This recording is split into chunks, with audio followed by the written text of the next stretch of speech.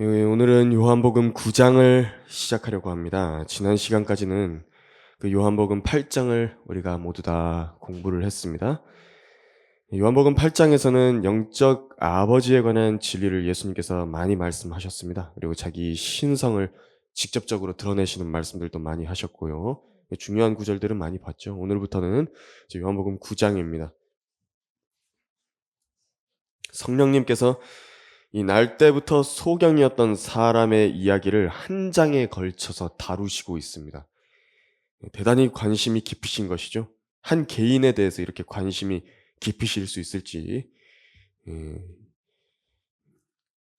하나님께서 어떤 부분을 말씀하시려고 그렇게 하셨는지 우리가 살펴보려고 합니다. 요한복음 9장 1절에서 3절입니다. 한번 읽어보겠습니다. 예수께서 지나가시다가 날 때부터 소경된 사람을 보신지라. 주의 제자들이 주께 물어 말씀드리기를, 선생님, 이 사람이 소경으로 태어난 것은 누가 죄를 지은 것이니까? 이 사람이니까 아니면 그의 부모니까? 라고 하니, 예수께서 대답하시기를, 이 사람이나 그의 부모가 죄를 지은 것이 아니요 오직 그 사람 안에서 하나님의 일들을 나타내고자 함이라. 때가 낮을 동안에 나는 나를 보내신 분의 일들을 행하여야 하리라. 밤이 오면 그때는 아무도 일할 수 없느니라. 1절에서 3절까지인데 제가 4절까지 읽었네요. 1절에서 3절까지 일단 먼저 살펴보려고 합니다. 먼저 우리가요, 이 대화를 통해서 알 수 있는 몇 가지 진실이 있는데, 첫 번째는 이제 어떤 부모가, 여기서 지금 예수님께서 죄를 지었다, 또 제자들이 죄를 지었다라고 이야기한 것은 뭐 일반적인 뭐 사람이 죄인으로 태어났다, 그 신약의 사도 바울이 이야기했던 그런 죄인으로서의 말은 아니고요. 여기서는 악행을 이야기하는 것입니다. 뭐 간음이라든지 음행이라든지 뭐 알려져 있는 세상의 그 악행들 있지 않습니까? 그것을 말하고 있는 것입니다. 우리가 알 수 있는 몇 가지 진실 중에 지금 한 세 가지 정도를 다룰 것인데, 첫 번째는 뭐냐면 어떤 부모의 죄로 인해서 태어나는 아이에게 문제가 생길 수 있다라는 점을 우리가 알 수가 있습니다. 여기서 기본적으로 아담과 이브 사이에서 나온 모든 인류도 그렇죠. 사실 멀쩡하게 태어나는 것 같이 보이는 아기도 사실 심각한 죄의 결함을 갖고 태어난다는 것만 봐도 알 수 있습니다. 몸이 뭔가 잘못되어 있는 것입니다. 실제적으로도요, 어떤 경우에 부모가 특정한 죄를 지어서 그 삭스로 장애를 가진 채로 태어나는 아기들도 분명히 있는 것은 사실입니다. 그래서 예수님께서 이번에 이렇게 말씀하신 것이죠. 이번 소경의 경우가, 지금 이 날 때부터 소경이 된 사람의 그 경우가 그 부모의 죄 때문에 그런 것이 아니고 어떤 특별한 경우다, 이렇게 말씀하신 것입니다. 그러니까 자기가 어떤 죄를 짓는 경우에 그것이 다른 사람들에게 해악을 끼칠 수 있다는 것, 그 죄가 나에게서 끝나지 않는다라는 것은 너무나도 명백한 사실입니다. 그것을 알고 죄를 두려워해야 되는 것입니다. 주변 사람들에게도 그렇고요, 무엇보다도 자기 자녀들에게 그럴 수 있는 것입니다. 그래서 어떻죠? 술 마시고 담배 피는 여자들도 있죠. 근데 그런 여자들이 아이를 낳으면 기형이 나올 확률이 높아지는 것입니다. 마약이나 성병도 마찬가지고요, 탐식을 한 경우도 마찬가지입니다. 그러니까 아이가 태어났는데 막 몸을 막 바들바들 떤다고요. 약을 잘못 먹어가지고 부모가. 자기 그런 어떤 잘못이나 죄 때문에 다른 한 인격체가 불행을 당할 수 있다는 것은 진실입니다. 그럴 수 있는 것입니다. 또 우리가 알 수 있는 이 본문에서의 진실은, 두 번째로는 그러한 신체적인 결함을 안고 태어나는 장애인들이 있죠. 그것이 꼭 어떤 특정한 부모의 죄 때문이다, 그렇게 말할 수는 없다라는 것입니다. 그런 경우가 아닌 것도 있다라고 우리는 이 본문을 통해서 알 수 있는 것입니다. 물론 근본적인 원인 자체는 원래 이런 일이 아예 없었어야 됐습니다. 아담과 이브가 범죄하지 않았다라고 한다면 그때에 사망이 들어온 것 때문에 지금 이런 문제들이 부수적으로 다 발생을 하는 것이거든요. 음, 그런데 이 경우는 지금 어떤 부모의 그런 직접적으로 이 소경이 되면서 태어난 것과 직접적으로 관련이 있는 죄가 없었고요. 그리고 또 그 아이의 죄 때문도 아닌데 태어나면서부터 하나님께서 이런 결함을 허락하실 수 있다라는 점을 말씀한 것입니다. 그러니까 하나님께서 그걸 알고 계십니다. 출애굽기 4장 11절을 읽어드리면 주께서 그에게 말씀하시기를 누가 사람의 입을 만들었느냐? 누가 벙어리와 귀머거리와 보는 자와 눈먼 자를 만들었느냐? 나 주가 한 것이 아니냐라고 말씀하신 것입니다.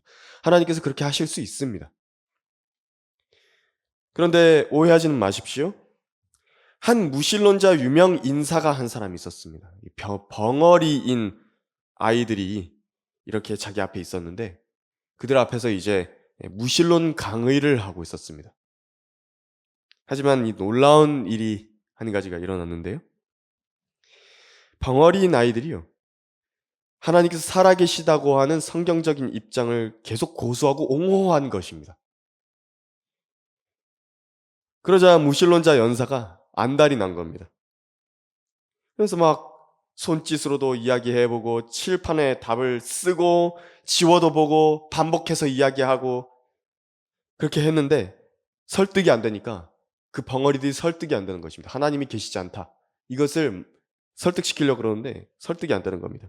이성을 잃고 해서는 안 되는 그런 아주 심한 말을 했습니다. 거기 앉아있는 10살 먹은 여자아이한테 딱 지목해가지고 물어본 겁니다.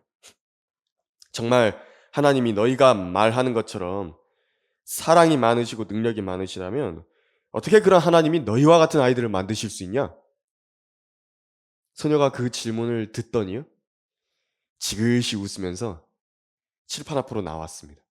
칠판에다가 성경 구절을 하나 이렇게 썼는데요. 그러하옵니다.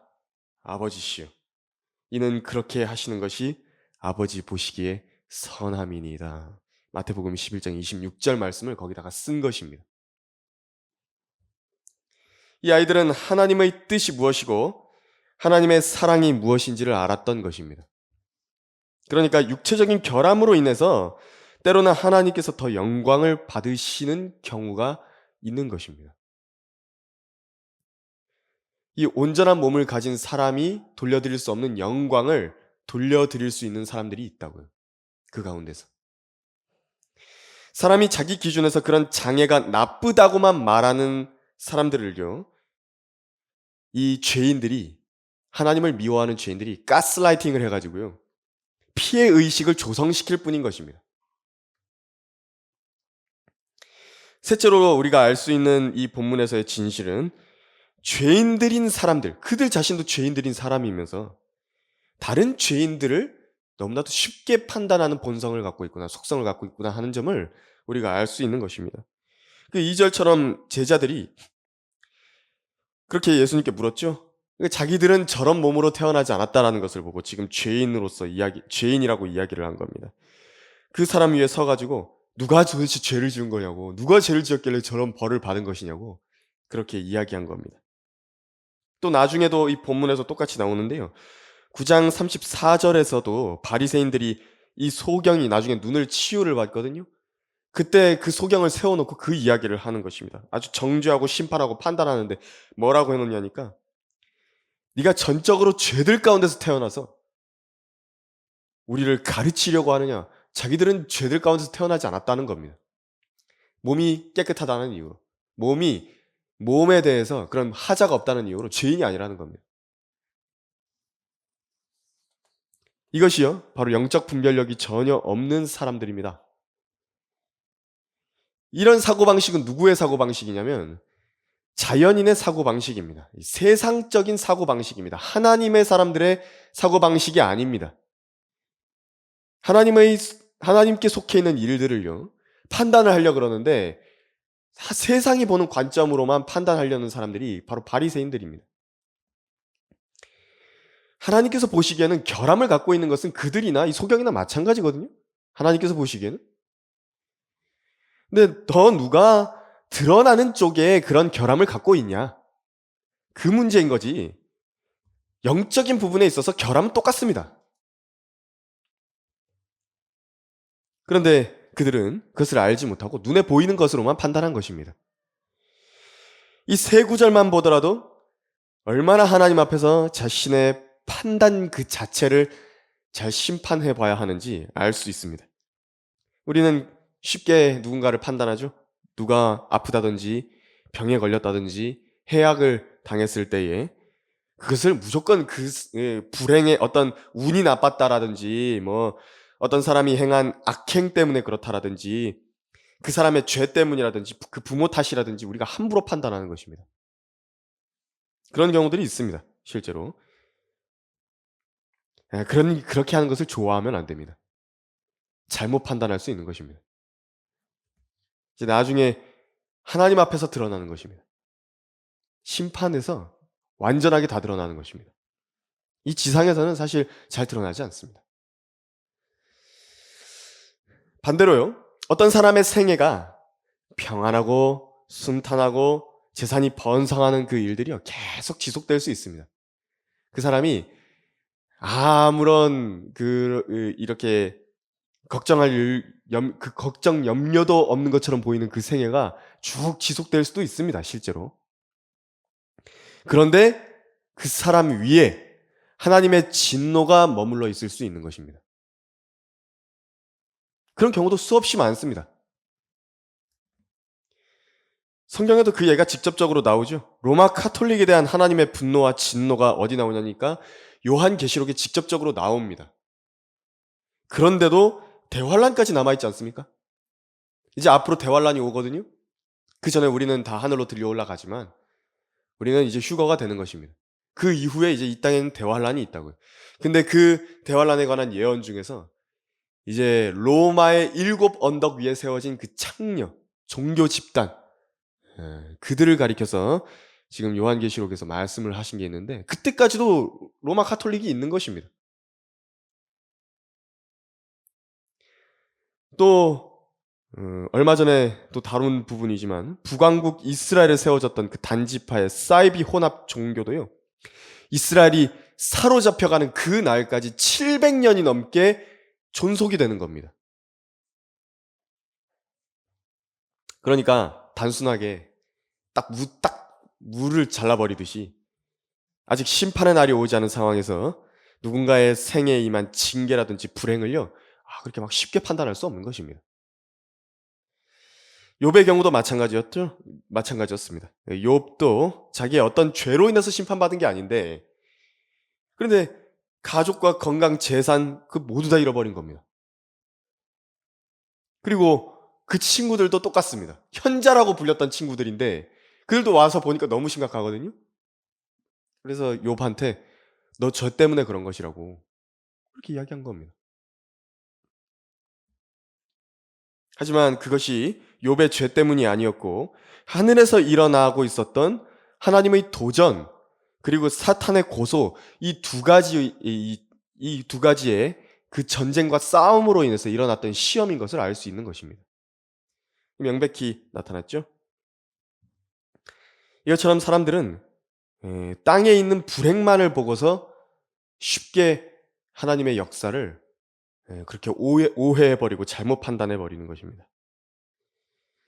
여기서도 예수님께서 지금 소경이 태어날 때부터 장성할 때까지 지금 아무리 적게 잡아도 30세입니다. 왜냐하면 장성했다 그랬기 때문에 그 수십 년간의 기간 동안의 말입니다. 30년. 하나님의 일들을 나타내기 위해서 눈을 볼 수 없도록 만드셨답니다. 한 사람의 생애에서.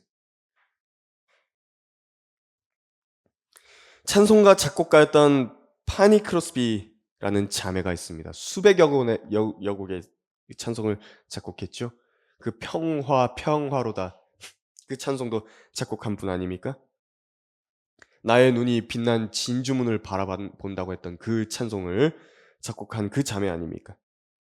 이 자매도 태어난 지 사실 몇 주 안 돼가지고 의사가 처방을 잘못해버린 겁니다. 열병이 이렇게 났는데 그 눈에다가 겨자를 발라두라고 그래가지고 그거를 그렇게 처방을 한 대로 한 겁니다. 평생 볼 수 없는 맹인이 돼버린 겁니다. 파니 크로스비가 뭐 죄를 지었나요? 그것이 아닌데 다른 사람의 그런 어떤 부주의함과 그 지식의 그 무지함으로 인해서 그런 일을 했는데 맹인이 돼버린 겁니다. 그런데 사실 이 세상은 차라리 안 보고 사는 것이 더 나을 편인 것들도 많이 있습니다. 이런 파니, 파니 크로스비 같은 자매들은 적어도 눈으로 지는 죄라든지 봐서는 안 되는 것들을 봄으로써 내가 더러운 상상들을 하게 된다는 것이든지 아니면 내 마음 안에 보는 것으로 인해서 뭔가 들어오는 것들이 있거든요. 죄들이 들어오거든요. 그런데 그것으로부터는 자유로운 것입니다. 그 죄는 안 짓는다고요. 얼마나 순수하겠습니까, 사람이? 얼마나 그 마음이 순결할까요? 몸에 비친 눈이라고 예수님께서 말씀하셨는데 무엇을 바라보느냐에 따라 가지고 사람의 내적 상태가 결정되거든요. 사람의 온 마음이 빛으로 가득 차냐, 어둠으로 가득 차냐, 그게 뭘 바라보느냐에 따라서 바뀌거든요. 그런데 아예 세상의 죄들을 바라본 적이 없는 것입니다. 얼마나 그 마음이 빛으로 가득 찼었을까요? 그러니까 그런 찬송들을 많이 작곡하지 않았겠습니까? 차라리 내가 살면서 보지 않았더라면, 차라리 모르고 살았더라면 좋았을 일들도 많이 있죠. 솔로몬을 통해서 하나님께서 뭐라고 말씀하셨냐면 전도서 1장 18절에서 지혜가 많으면 슬픔도 많으니 지식을 늘리는 사람은 슬픔을 늘리는 것이라 그러셨습니다. 그렇게 말씀하신 것처럼 차라리 모르고 사는 것이 나은 것도 있는 것입니다. 여기서 말하는 지식이란 세상 지식 이야기하는 것입니다. 진리의 지식 이야기하는 게 아닙니다. 아담과 이브처럼요. 선과 악의 지식을 모르고 살 때, 아주 천진난만하게 살 때, 그 죄와 사망이 들어올 일도 없었던 것입니다. 근데 선과 악의 지식의 나무에서 나는 열매를 딱 먹었더니 죄에 대한 분별이 탁 생겨버리니까 자기 자신을 정죄하고 자신을 죽음에 내어져 버리게 된 것입니다. 다음 요한복음 9절 넘어가 보겠습니다. 4절에서 5절을 한번 읽어보면 때가 낮을 동안에 나는 나를 보내신 분의 일들을 행하여야 하리라. 밤이 오면 그때는 아무도 일할 수 없느니라. 내가 세상에 있는 동안 나는 세상의 빛이라고 하시니라. 예수님께서 3절부터 하나님의 일들을 나타내신다, 그 소경을 통해서 나타내신다라고 말씀하시면서 그것을 지금 죄인들을 첫 번째로 구원하시고 또 진리의 지식에 이르게 하시고 온전한 사람을 만들어 가시는 그 일을 지금 나를 보내신 분의 일들이라고 말씀하고 있는 것입니다. 그걸 지금 모형적으로 누구를 통해서 보여주시려고 하냐면 이 날 때부터 소경인 사람을 통해서 모형적으로 빗대서 보여주시려고 하신 것입니다. 그리고 때가 낮은 동안에는 예수님께서 바로 이 일들, 죄인들을 구원하셔서 온전한 사람, 그 안에 그리스도를 형성시켜 가시는 것이거든요. 그 일을 하시는 것이라고 이제 4절, 5절에서 말씀하신 것입니다.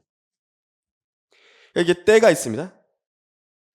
이게 지금 왜 일반 장로교들에서 가르치는 것이 이제 언약 신학이라고 부르는 것이 있는데 하나님께서 모든 사람들, 그러니까 구약에 있었던 모든 사람들이든 앞으로 올 영원에 있는 모든 사람들이든 십자가 이전에서는 십자가를 앞으로 보고 구원받고 또 그 이후에서는 십자가 이후에 모든 사람들은 십자가를 뒤로 보고 구원받고 그렇게 해서 모든 세대가 똑같이 그렇게 구원받는다고 그렇게 이야기하는 사람들이거든요. 그게 아니라는 걸 여기서 알 수 있는 것입니다. 때가 있습니다. 그래서 예수님께서 분명히 말씀하셨죠. 밤이 온다고. 그러니까 이 밤은 뭐 직접 이 교리에서 지금 뭐 교회 시대 이걸 말씀하시는 건 아니고 어떤 때냐면요.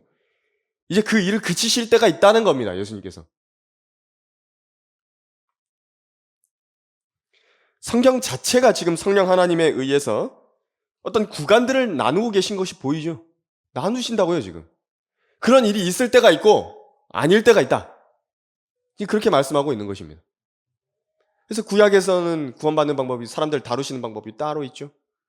그리고 신약에서도 따로 있는 것입니다. 그리고 신약에서도요. 이제 휴거가 일어난 뒤에 대환란에서도 따로 있는 것입니다. 천년왕국에서도 따로 있고요. 이제 영원 시대 들어가서도 따로 있습니다. 다른 것입니다, 다.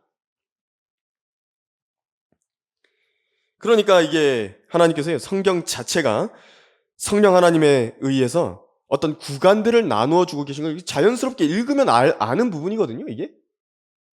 그냥 써 있는 대로 읽는다고 하면 아는 부분입니다. 그래서 성경을 올바로 나누지 않는다라고 한다면, 이 구간들을 알지 못한다라고 한다면 혼란에 빠질 수밖에 없는 것입니다. 그래서 다음 구절 넘어가 보면요, 6절에서 7절을 읽어보겠습니다. 이렇게 말씀하신 후에 주께서 땅에 침을 뱉어 진흙을 이겨 그 소경의 눈에 바르시고 그에게 말씀하시기를 가서 실로암 못에서 씻으라고 하시니, 실로암은 해석하면 보냄을 받았다는 뜻이라. 그러므로 그가 가서 씻고 보면서 왔더라 하고 말씀하셨습니다. 이거 땅에 흙을 이게 침으로 이겨가지고 이렇게 소경의 눈에 바르셨다 그랬는데, 이거 더러운 거 아닙니다. 예, 더러운 게 아니라 예수님의 침은 순결합니다. 여기서 또 보여주시려는 게 있어서 이렇게 하신 겁니다. 이것은요, 이 땅의 흙은 아담이 창조될 때에 이렇게 지음을 받을 때 쓰셨던 원소죠. 예수님께서 바로 그 창조주시라는 것을 보여주시기 위한 단서입니다. 그 일부러 하신 겁니다, 예수님께서. 그 아담이라는 그 히브리 단어 그 뜻 자체가요, 에돔이라는 말과 그 어근이 같은데, 그 어원이 같습니다. 붉은 흙이라는 말입니다. 그리고 이제 사람의 몸의 그 구성 성분이 또 어떠냐니까 흙으로도 지음 받았지만 물입니다, 물. 구성 성분 70%가 물인 것입니다. 그래서 예수님께서 요한복음 3장에서 사람이 그 물과 성령으로 태어나야 된다라고 말씀하셨을 때, 그 물이라고 하는 것은 실제로 어머니의 태에서 나오는 그 양수를 첫 번째로 의미하고, 그리고 사람의 몸 자체도요, 그 수분으로 가득 차 있다고요. 그래서 사람이 창조될 때에 그 흙과 물을 주성분으로 해서 지음을 받았다는 것을 보여주는 것입니다. 침을 뱉어서 만든 그 진흙이라고 하는 것은 바로 그 사람의 몸을 보여주는 것입니다. 그리고 또 보여주시는 게 뭐냐니까 입에서 나왔죠. 예수님의 입에서 나온 겁니다. 입에서 나온 침, 입에서는 물이 나왔다라는 것이죠. 그 물은 성경에서 뭘 의미하냐니까 말씀에 의한 물이라고 그랬습니다. 에베소서에서 그렇게 말씀하시죠. 에베소서 5장에서 그렇게 말씀하신 거예요. 에베소서 5장 26절에서 그가 교회를 말씀에 의한 물로 씻으셨다 그랬습니다. 말씀 어디서 나오죠? 입에서 나옵니다. 입에서 말씀이 나오는 겁니다. 그러니까 예수님께서 그 말씀으로 땅의 흙을 통해 가지고 사람을 만드신 것이다, 보여주신 겁니다. 그것을 이제 이 소경인 사람의 눈에다가 이렇게 쫙 발라주신 것이죠. 예수님의 이 침은 우리 죄인들과 다르게 순결합니다. 그분의 입에선 나오는 모든 말씀들은 죄인들과 다르다라는 걸 보여주는 겁니다. 우리 입에서는 어떻습니까? 우리 가끔 단물만 내는 거 아니죠? 우리 입에서 쓴물도 가끔 나옵니다. 그런 셈이 어디 있겠냐고 성경은 말씀하시지만 바로 우리 입이 그렇게 패역한 것을 말할 때가 있는 것입니다. 하지만 예수님의 입에서는 항상 순결하고 순수한 샘만이 흘러나왔던 것입니다.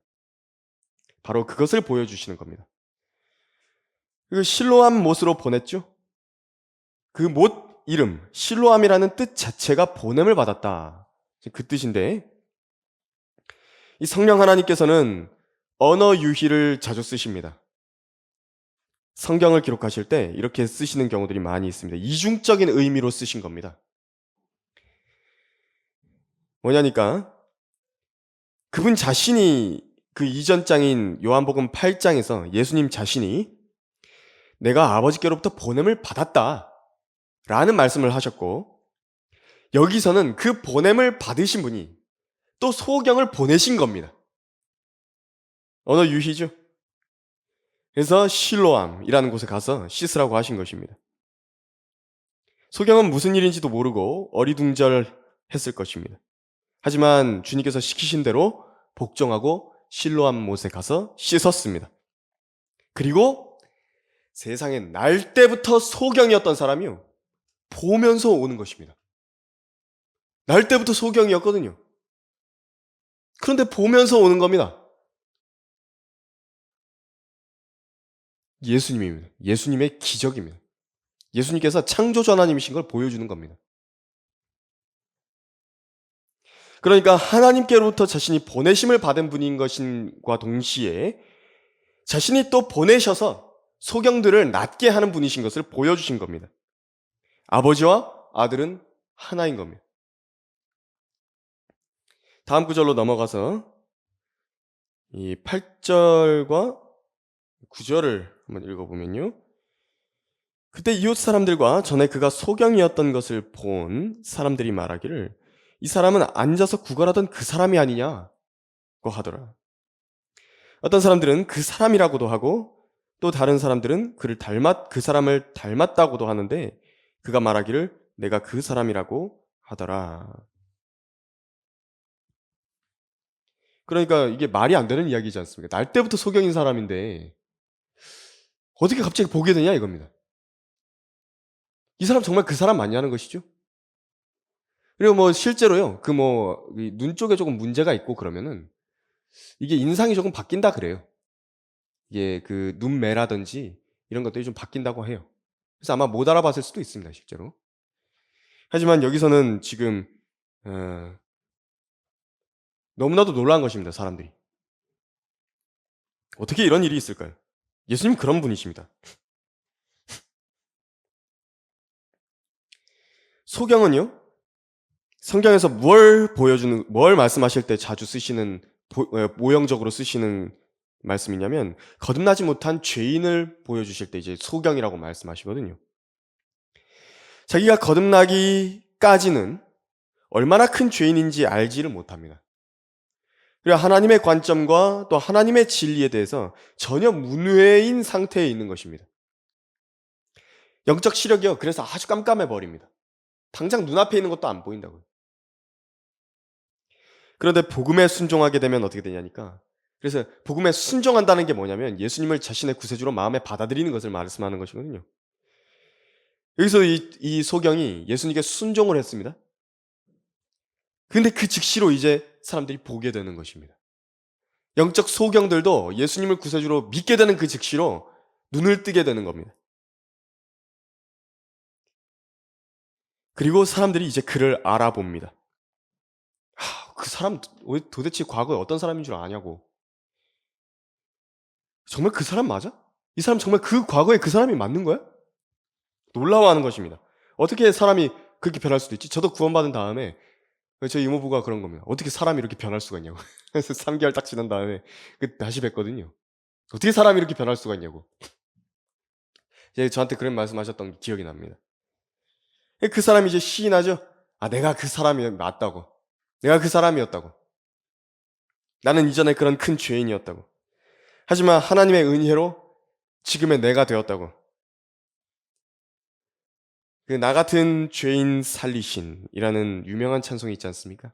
그 작곡한 사람이 이제 존 뉴턴이라는 그리스도인입니다.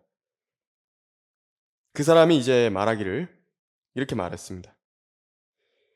그때의 나는, 그러니까 구원받기 이전에 나는 해악으로 가득 차 있었다. 마치 전염병에 걸린 사람처럼 어디를 가든 오염을 퍼뜨릴 수 있는 상태였다. 나는 복음의 역사, 곧 그리스도의 이야기를 불경한 조롱거리로 삼았다. 그랬던 노예를 팔던 노예 선장이요. 이 노예 선장이었거든요. 존 뉴턴이. 죽을 때 묘비에다가 이렇게 새긴 겁니다. 존 뉴턴 목사. 목사가 된 겁니다. 한때 믿음 없이 방탕했던 자.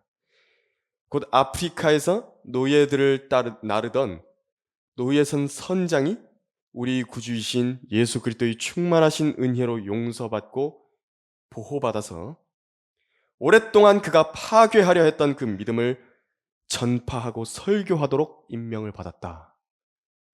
라고 쓴 것입니다. 묘비에다가. 그리고 죽기 전에 이런 말을 남기고 죽었다 그럽니다. 나는 내 기억력을 많이 상실했지만 두 가지 사실만은 결코 잊을 수가 없다. 하나는 내가 크나큰 죄인이었다라는 사실이고, 다른 하나는 예수님께서 나같이 크나큰 죄인도 능히 구원하실 수 있는 더 크신 구세주시라는 사실이다. 또 자신이 죄인이었다라는 사실을 기억했던 한 눈을 뜬 소경이 있었습니다. 1800년대 중반에요. 창세기 2장의 그 지상에서 행해진 최초의 그 수술에 이렇게 주목했던 의사가 한 사람이 있습니다. 심슨이라고요. 제임스 심슨입니다. 산부인과 의사입니다. 주 하나님께서 아담을 깊은 잠에 빠지게 하시니 그가 잠드니라. 이 말씀을 읽고 마취제를 개발한 사람입니다. 클로로포름이라고 하는 마취제를 개발했습니다. 수차례 연구를 거쳐가지고 그 논문을 발표했고, 또 빅토리아 여왕이 왕자를 낳을 때 이 마취제를 사용해가지고 분만에 성공했다라는 것이 알려져서 그 마취법이 공인받게 된 것입니다. 그 공로로요, 당시 영국이랑 스코틀랜드가 이렇게 사이가 안 좋았다 그래요. 근데 스코틀랜드 출신인 의사로서는 이 심슨이 그 썰이라고 하죠. 그 칭호를 수여받았다고 합니다. 노년에 이르렀는데 이제 그도 죽기 전에 한 제자가 질문을 했습니다. 선생님께서 지금까지 발견한 모든 것 가운데서 가장 큰 발견은 무엇이라고 보십니까? 이 제자는 당연히 마취제라고 이야기하는 줄 알았다고 기대를 했는데, 그 제임스 심슨이 대답하기를, 나의 가장 큰 발견은 내가 큰 죄인이었다라는 사실과 예수님께서 나를 구해주신 위대한 구세주시라는 사실이다 라고 이야기했습니다. 그래서 우리도요, 사실 모든 걸 다 잊는다 할지라도 내가 얼마나 큰 죄인이었는가 하는 그 사실, 그리고 예수님께서 그런 나를 구원해 주셨다라는 그 사실, 그 하나를 잊지 않고 있다라고 한다면요, 모든 걸 다 잃어버렸다 할지라도 그 사람만큼 복되고 또 기쁘고 행복한 사람이 없는 것입니다. 모든 걸 다 잊는다 하더라도. 여기 서 있는 저도 마찬가지입니다. 저같이 고집세고요, 성질 나쁘고 죄 많고 악하고 패역한 죄인이 또 있을까 싶습니다. 하지만 어떻게 그런 사람이 지금 하나님의 은혜로 강단에 서 있을까요? 정말 신기한 일입니다. 하나님께서 자기 자비가 어떤 건지, 은혜가 어떤 건지 보여주시려는 겁니다. 강단에 선 설교자들은요, 오히려 더 큰 은혜를 입은 죄인들입니다. 그래서 하나님께서 많이 쓰시는 사람들 여러분이 보시면 생각하셔야 됩니다. 하나님께서 오히려 그 더 큰 죄인들을 쓰시는구나. 예수님을 통해 부어진 은혜와 진리가 도대체 무엇인가 보여주시려는 것입니다. 그래서 오늘 바로 여기에서 그 소경이 눈을 뜬 것과 같은 모습입니다. 그리고 이제 이 소경은요, 이제 그 이후에 이제 요한복음 계속 배우면서 나올 것이지만, 주님의 이름을 위해서 싸우는 사람이 되는 것입니다. 바리새인들과 이제 논쟁한다고요. 고린도전서 1장에 나온 사람들의 모습입니다. 그러나 하나님께서 세상의 어리석은 것들을 선택하심은 지혜로운 자들로 부끄럽게 하시려는 것이요, 하나님께서 세상의 약한 것들을 선택하심은 강한 것들을 부끄럽게 하시려는 것이라. 하나님께서 세상의 천한 것들과 멸시받는 것들을 선택하신 것은 없는 것들로 있는 것들을 쓸모없게 만들려 하심이라. 그리하여 아무 육체라도 그분의 면전에서 자랑할 수 없게 되리라. 다음 요한복음 9절 넘어가 보겠습니다. 10절에서 14절을 보면요, 사람들이 그에게 말하기를 어떻게 해서 네 눈이 떠졌느냐고 하니, 그가 대답하여 말하기를 예수라는 사람이 진흙을 일겨 내 눈에 바르고 내게 말하기를 실로암 못에 가서 씻으라고 하기에 가서 씻었더니 보게 되었노라고 하더라. 그 사람들이 그가 어디 있느냐고 하니 그가 말하기를 나는 모르노라고 하더라. 그 사람들이 전에 소경이었던 그를 바리새인들에게 데려오더라. 그런데 예수께서 진흙을 이겨 그의 눈을 뜨게 하신 날은 안식일이었더라고 했습니다. 이 소경이 증거하는 것을 한번 보십시오. 정말요. 그냥 이게 증인의 정석입니다. 그냥 알면 아는 거 이야기하고요. 모르면 모른다고 이야기하는 겁니다. 묻는 말에 아는 대로, 있는 대로 대답하는 사람입니다. 하지만 세상은 어떠냐면 있는 대로의 진실을 말하는 것조차도 받아들이지 못하는 것이 세상임을 알고 계십니까? 그냥 있는 대로의 사실을 얘기해도 믿지 않는다고요. 바라지 않는다고요, 그 사실을. 사람들이 하나님의 역사와 또 예수님께서 베푸신 자비에 대해서 그런 일이 있었냐? 하나님께 감사하다. 예수님 정말 위대한 분이시다. 그렇게 감사드리면 끝나는데 그런데 이 일을요. 다시 한번 판단해 보자고. 그러면서 바리새인들한테 데리고 가는 것입니다, 사람을. 이 소경이 지금 왜 이런 일을 당했냐니까 예수라는 이름을 언급해서 그런 것입니다. 이런 큰 어려움을 당하게 됩니다. 예수님의 이름을 언급하게 되면 이런 어려움을 당하게 되는 것입니다. 바리새인들에게 데려갔다. 이건 일종의 이단 신문하려고 데려간 겁니다. 사람들은 이 소경이 나은 것을 보고서도 믿지 않은 겁니다. 여기 어떻게 설마 그 사람이 당신의 눈을 뜨게 하고 또 보게 했겠어? 말도 안 되는 소리 하지 마라. 당신 도대체 누구야? 당신 도대체 누가 보내가지고 이거 바이럴 마케팅 하라고 돈 준 거지? 그 예수라는 사람이 시킨 거지? 도대체 어떻게 보게 된 건지 정확하게 이야기하라고.